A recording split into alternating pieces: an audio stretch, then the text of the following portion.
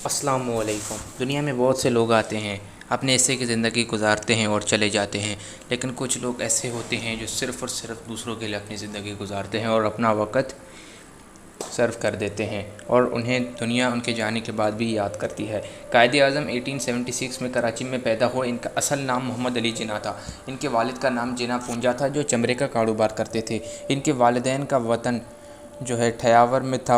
وہ محمد علی جناح کی پیدائش سے قبل اپنے وطن سے ہجرت کر کے کراچی آئے تھے۔ محمد علی جناح نے ابتدائی تعلیم حاصل کرنے کے بعد 1892 میں اعلیٰ تعلیم حاصل کرنے کے لیے انگلستان چلے گئے۔ 4 سال کے بعد بیرسٹری کی ڈگری لے کر واپس کراچی آئے۔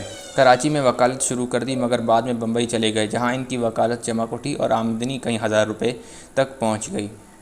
قائد اعظم کو وطن سے بے انتہا محبت تھی۔ شروع سے ہی سیاسی سرگرمیوں میں جوش و خروش سے حصہ لینے لگے۔ کانگریس کا عروج تھا۔ آپ نے اس جماعت کے ساتھ پورا تعاون کیا اور اس میں شامل ہو گئے۔ آپ کی کوشش تھی کہ ہندوستان آزاد ہو اور مسلمان اور ہندو قومیں مل کر بھائیوں کی طرح رہیں۔ چنانچہ انہوں نے دونوں قوموں میں اتحاد قائم کرنے پر پختہ ارادہ کر لیا۔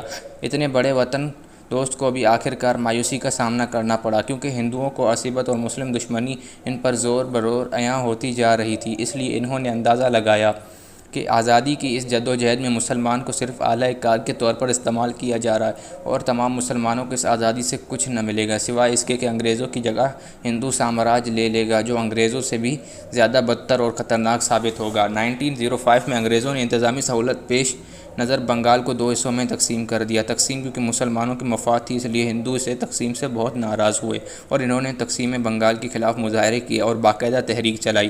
یہ سلسلہ 1911 تک چلتا رہا۔ ہندوؤں کے اس رد عمل سے قائد اعظم نے اندازہ لگایا کہ کانگریس مسلمانوں کی فلاح کامیاب نہیں دیکھ سکتی، بلکہ وہ مسلمانوں کے مغلوب کر کے ہندوستان میں اپنا رائج قائم کرنا چاہتی ہے۔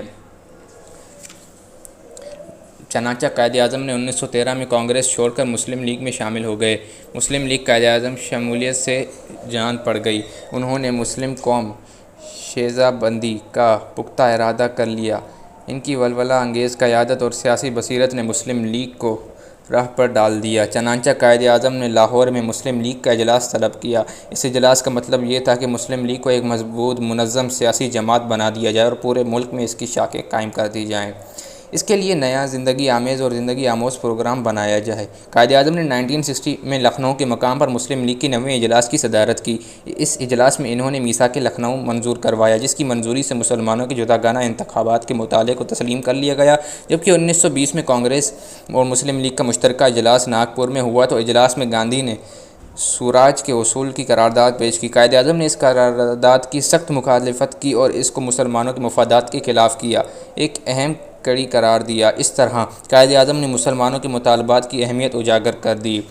اکتوبر 1937 کو مسلم لیگ کا تاریخی اجلاس لکھنؤ میں ہوا، جس کی صدارت قائد اعظم محمد علی جناح نے کی۔ اس اجلاس کے وقت لکھنؤ کے پنڈال میں 5000 نشستوں کی گنجائش تھی، جو سب کی سب پر ہوئی تھیں۔ اس اجلاس میں مسلمانوں کی سیاست کا رخ موڑ دیا گیا تھا۔ قیام پاکستان کے لیے راستہ مکمل طور پر نہ صرف ہموار کر دیا بلکہ قیام پاکستان کو یقینی بنا دیا۔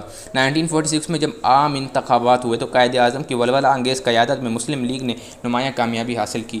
یہ انتخابات نظریہ پاکستان کی بنیاد پر لڑے گئے، لہٰذا ان انتخابات میں مسلمانوں نے نمایاں کامیابی نے قیام پاکستان کی بنیاد رکھی۔ بس قائد اعظم نے جس ذہانت اور تدبر و فراست سے مسلم لیگ کی قیادت کو سنبھالا اور جس ثابت قدمی کے ساتھ اس رہنمائی کی، آج دنیا حیرت میں ہے کہ اس عظیم شخصیت اور بے مثال قومی رہنما کو خراج تحسین پیش کیا جا رہا ہے۔ آخر ہندوؤں اور انگریزوں کو تسلیم کرنا پڑا کہ اس برِ صغیر میں ہندو قوم کے علاوہ مسلمان بھی ایک علیحدہ قوم ہے، جسے نمائندگی کا حق صرف مسلم لیگ کو ہے اور اس کی قیادت قائد اعظم کے ہاتھوں میں ہے۔ 1947 میں آخر پاکستان قائم ہو گیا۔ قائد اعظم کی اس نوزائیدہ مملکت کے پہلے گورنر جنرل بنے۔ اس وقت حالات نہایت نازک اور صبر آزما تھے۔ ہر چیز کو نقطۂ آغاز سے شروع کرنا تھا، مگر قائد اعظم نے دن رات اندک محنت کر کے پاکستان کو مضبوط بنیادوں پر کھڑا کر دیا۔ دوستوں، آج کے لیے اتنا ہی، ملتے ہیں ایک نئی ویڈیو کے ساتھ، تب تک کے لیے اللہ حافظ۔